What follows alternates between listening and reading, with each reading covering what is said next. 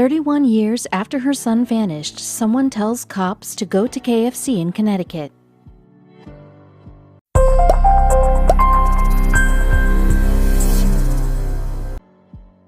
The moment was finally here. She would get the news that she was looking for.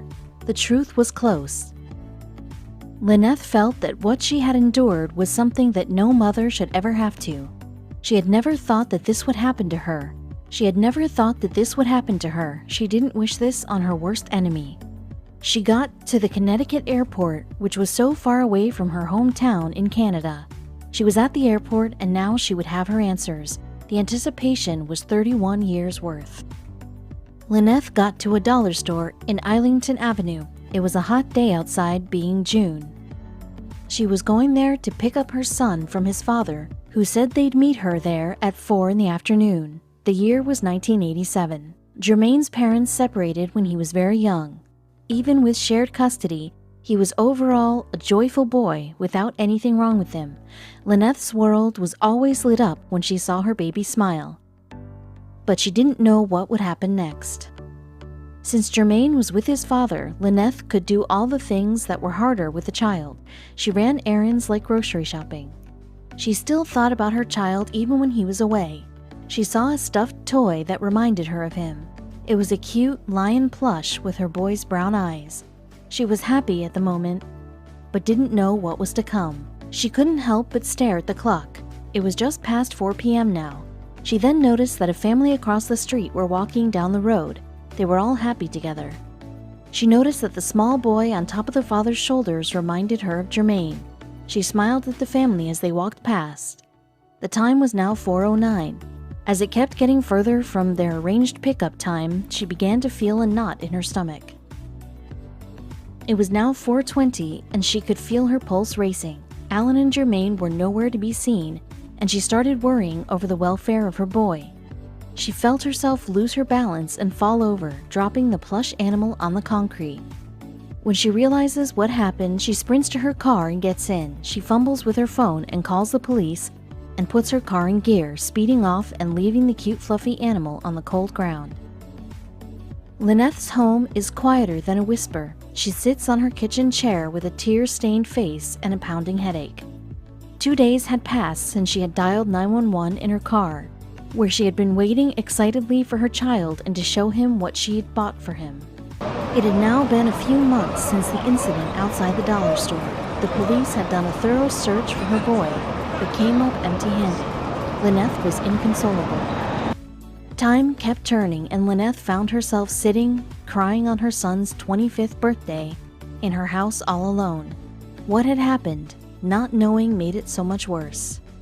Many different agencies had attempted to find her son. The Missing Children Society of Canada was still trying to find her boy.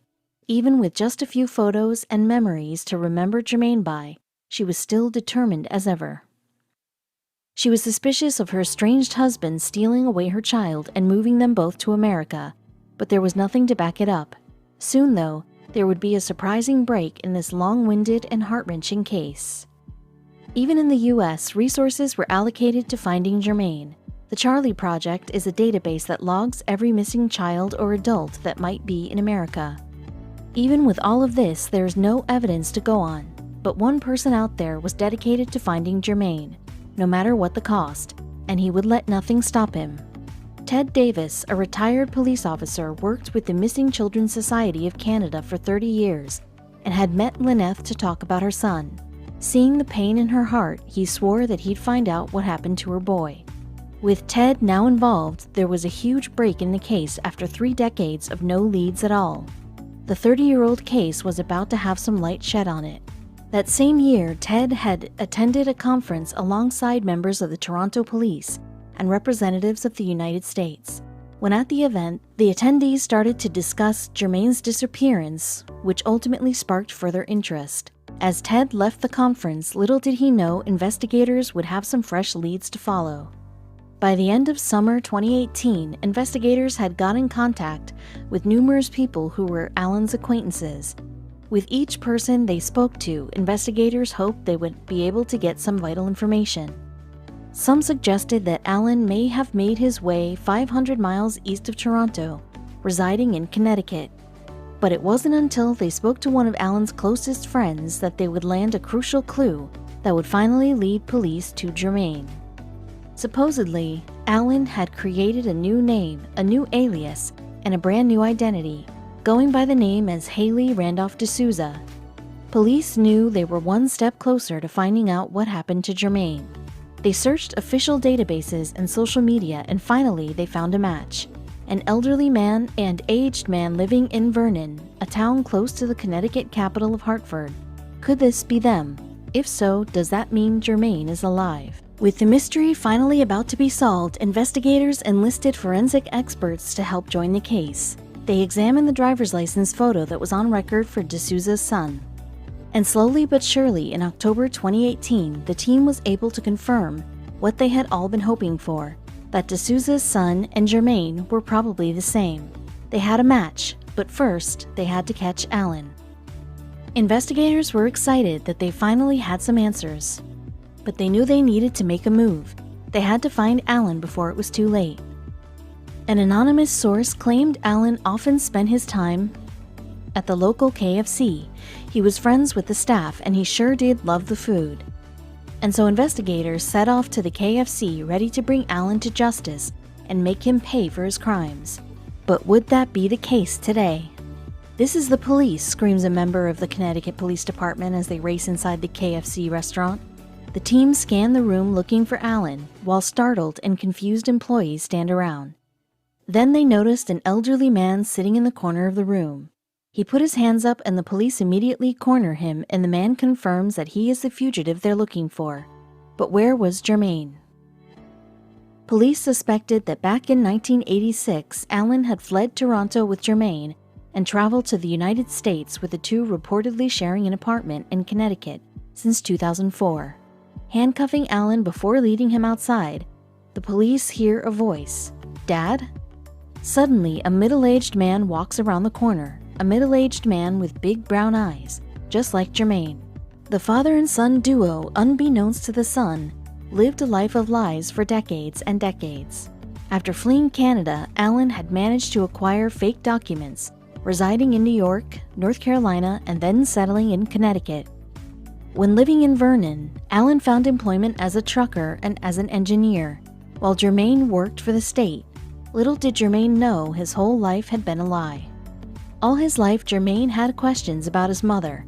His dad told him she passed away during childbirth, but he was pretty ambiguous about the details. Jermaine remembers seeing his friends get picked up from school by their mothers. Jermaine never had that. And it wasn't until he turned 33 that the truth about his mother would come to light.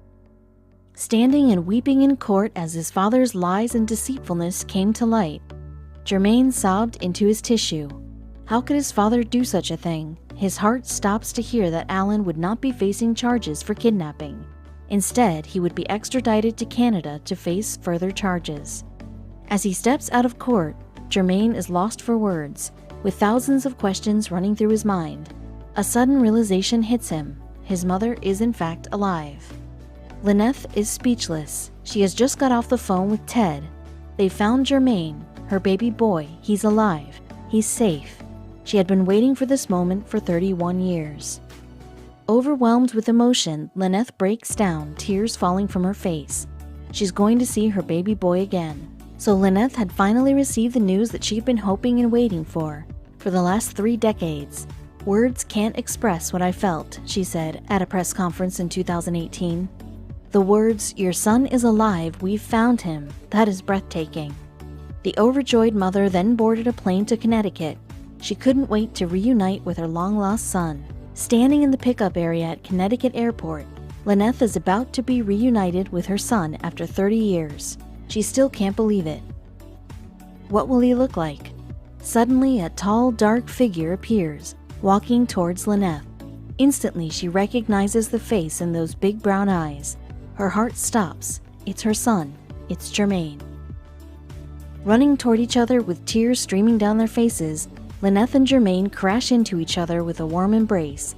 Both are crying and overwhelmed with emotion. Squeezing each other tight, they both have so many questions. But for now, they just hug each other tight, refusing to ever let go again.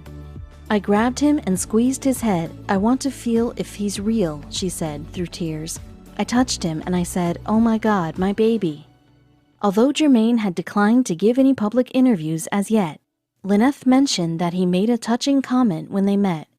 He said that they shared the same eyes. After Lyneth was reunited with Jermaine at last, the pair was able to spend some quality time together at last. Lyneth was eager to learn about Jermaine's life and what had happened in the last 31 years. Lyneth even bought ingredients to make Jermaine a home-cooked dinner, only to find out that he was a vegetarian. But Jermaine decided to make an exception. He said, "You know what, Mommy? Cook the chicken. I'm gonna eat the chicken," Lyneth recalled. For the time being, it is unclear if Lyneth will relocate to be closer to her long-lost son. However, the happy mother did tell reporters that she will do everything in her power to make sure they are never separated again. Then Lyneth went on to open up about the devastating actions that Alan had taken all those years ago. "I just thought it was sad for him to have done what he did," Lyneth confessed. "You never take a child from its parent, no matter what." The mother also coming to terms with the fact that her son had a whole other life before she came back into the picture. "I have to respect the fact that he was a child. He didn't know anything," she explained. "So what was given to him, he had no choice but to live with that," Lyneth continued. "And so, if the name that he has right now, he would like to respect that, then I'm gonna stand with him." With that being said, however, Lyneth admitted that calling her son by his new name may always be difficult. "To me, my son has always been Jermaine. So yes, that sticks for me," she explained. During a news conference, Lyneth also took the time to give special thanks to all those people on the case, all those people who never gave up the search for her missing boy.